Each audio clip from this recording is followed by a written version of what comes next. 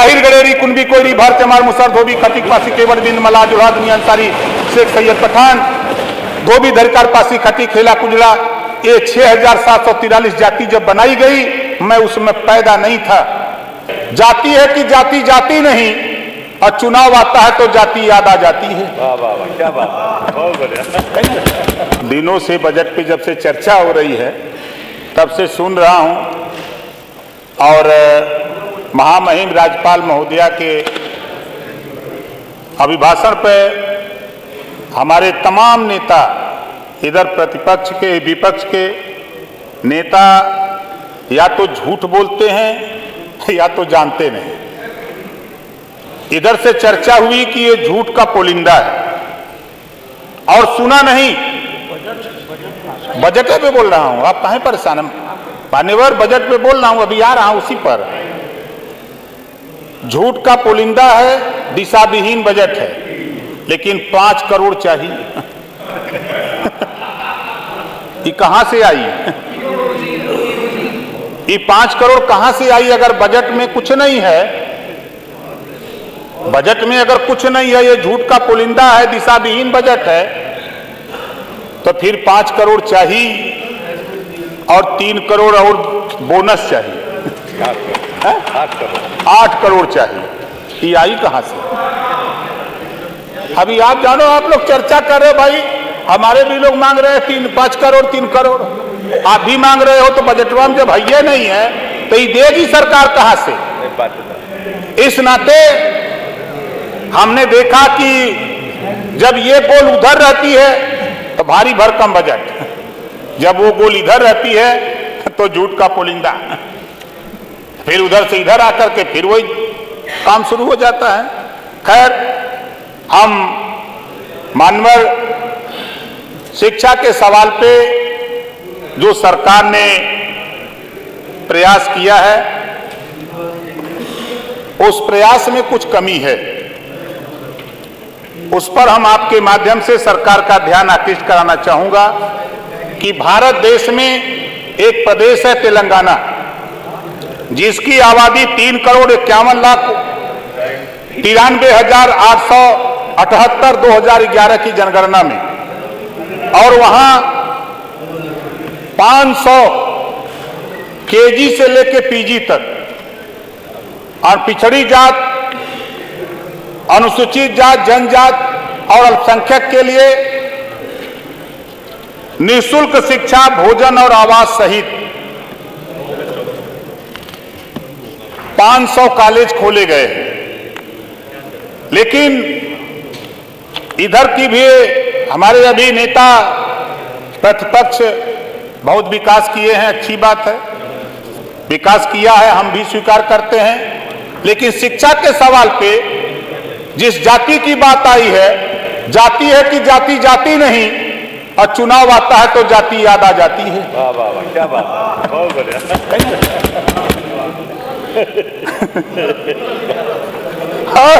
मान्यवर, हम आपके माध्यम से सरकार से कहूंगा, इन्होंने नहीं किया, लेकिन आपसे ये कहूंगा कि इन्होंने नहीं किया तो उसी नक्शे कदम पर आप भी न चलो। आप कम से कम तेलंगाना में एक प्रतिनिधि आप भेज करके वहां से पता करा लीजिए, आखिर में वो स्टेट इस तरह की व्यवस्था कैसे दे रहा है। उस व्यवस्था को यहां ला करके, शिक्षा जब तक समाज में नहीं होगी तब तक ना प्रदेश तरक्की करेगा ना देश तरक्की करेगा। इस नाते शिक्षा के सवाल पे जो बजट आया है, उस पूरे बजट में ये व्यवस्था नहीं है। मान्यवर, हमारी कोशिश है कि जिस तरह तेलंगाना में 500 केजी से पीजी तक कॉलेज खोल करके निःशुल्क चलाए जा रहे हैं, उसी तरह यहां भी वो व्यवस्था लागू होनी चाहिए। दूसरा, हमारा सरकार ने बहुत काम किया है, भू माफिया के नाम पर सरकार ने बहुत अच्छा काम किया है। मैंने भी इसको पढ़ा है। भू माफिया के नाम पर देखा कि इसमें प्रदेश में एंटी भू माफिया पोर्टल पर 3,41,236 शिकायतें आई और 3,39,552 शिकायतें निस्तारित कर दी गई। मान्यवर, भूमाफिया के नाम पर हम डंके की चोट पे कहता हूं कि भूमिहीनों को उजाड़ने का काम हो रहा है, इसको भी आप दिखवा लीजिएगा मान्यवर। ये पूरे प्रदेश का मामला है, ये कोई व्यक्तिगत हमारा नहीं है। जो भूमिहीन है, जो दशकों से बसा है, 50 साल 60 साल 100 साल से गांव सभा की जमीनों पर, सरकारी जमीनों पर, उसको गांव में ग्राम प्रधान की गोलबंदी की वजह से, जो गांव में प्रधानी को लेकर 4 गोल 3 गोल 5 गोल हुई है, इसके वजह से 1 गोल दरखास्त दे रही है और आदेश हो जा रहा है, उसको गिरा दिया जा रहा है, उसको भूमाफिया बना करके गिराया जा रहा है। इसको भी मान्यवर हम सरकार से चाहूंगा कि आप बहुत अच्छी प्रगति कर रहे हो, लेकिन उन भूमिहीनों के ऊपर जो भूमाफिया बना करके उनको गिराया जा रहा है, इस पे आप ध्यान अपना जरूर डालिएगा, ताकि ऐसे लोगों के ऊपर आए दिन घटनाएं सामने हमारे आती हैं, आपके भी हमारे तमाम सदस्यों के सामने आती होंगी। इस नाते भूमिहीनों को भूमाफिया बनाने का काम नहीं होना चाहिए। एक्सप्रेसवे की चर्चा, लेकिन मुझे याद है जब मैं उनके साथ था तो मोहम्मदाबाद से लखनऊ तक हम लोग 2 बजे रात पैदल रथ यात्रा लेके आए थे। उसी पर आए, भले आप हिचकोला खाते हुए आए हो, लेकिन रास्ता वही मिला जो पूर्वांचल एक्सप्रेसवे बना। हो सकता है आपके पास अच्छी टेक्नोलॉजी रही हो, आप प्रतिपक्ष के नेता हैं, नेता प्रतिपक्ष हैं, आपने सलाह अच्छी नहीं दे पाया हो कि भाई ये इस तरह का हमने बनाया है, इस तरह का बनवा दीजिए तो बेहतर बना होता। लेकिन इतना जरूर है कि जो पूर्वांचल एक्सप्रेसवे है बना है, उससे भाई हमारे लिए, पूर्वांचल के इलाकों के लिए बेहतर आवागमन लखनऊ आने के लिए सुविधा हो गई है, इसको नकारा नहीं जा सकता है। लेकिन दुर्भाग्य है कि एक देश एक राशन कार्ड, एक देश एक राशन कार्ड बनाने के लिए सरकार पहल कर रही है, एक देश एक टैक्स लेने की सरकार बात कर रही है। तो मान्यवर, मैं आपके माध्यम से सरकार का ध्यान आकृष्ट कराऊंगा कि बजट में व्यवस्था तो नहीं है, लेकिन एक देश एक शिक्षा लागू करने के लिए बजट में जो भी व्यवस्था है, उस व्यवस्था के तहत जो तेलंगाना का जो मामला है, उस तेलंगाना से सीख लेकर के एक नई व्यवस्था उत्तर प्रदेश में कायम करने के लिए पूरे बजट में हमने देखा कि कहीं ऐसी व्यवस्था इसके लिए नहीं है मान्यवर। और आज महंगाई, पूरे बजट में महंगाई पे कैसे महंगाई कम हो, इस पे कोई पूरे बजट में कोई कहीं हमने पढ़ नहीं पाया। हो सकता है हमारे पढ़ने में या हमारे चश्मे में नंबर कम हो। हमारे कुछ साथी कहा करते हैं कि महंगाई कहाँ है, लेकिन मैं टायर अपने गाड़ी में अभी 10 दिन पहले लगवाया, तो जो 5,000 में टायर लगवाया था वो 10,000 का हो गया। जो मोटरसाइकिल 50,000 की खरीदी जाती थी, आज के 4 साल पहले वो मोटरसाइकिल 1 लाख को मिल रही है मान्यवर। जो पेट्रोल डीजल, हम सब लोग डीजल भरवाते हैं, ऐसा नहीं है। हम सच्चाई को क्यों इग्नोर करते हैं, क्यों छुपाते हैं? सच्चाई को हमको कहना चाहिए, सच्चाई से लड़ना चाहिए। अगर महंगाई है तो महंगाई कैसे कम हो, इस पे सत्ता पर अपक्ष और विपक्ष दोनों को मिलकर के इस पे चिंतन करने की जरूरत है।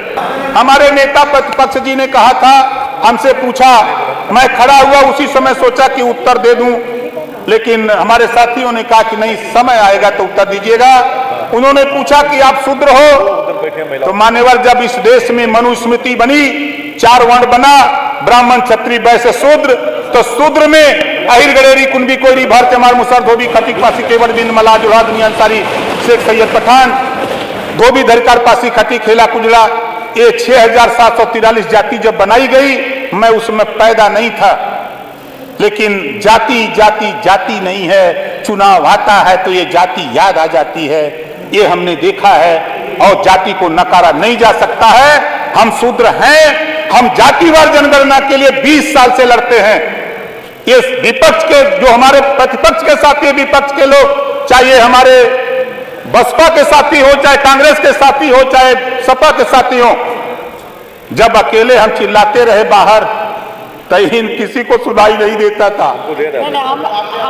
ये सुनाई नहीं देता, नहीं भाई बात तो सुनी लो, सही बात जो कह रहा हूं। लेकिन उस समय बहुजन समाज पार्टी को थोड़ा सुनाई दिया, थोड़ी चर्चा हुई, लेकिन सपा को सुनाई नहीं दिया। कांग्रेस से सपा का गठजोड़ था, कांग्रेस से सपा का गठजोड़ था।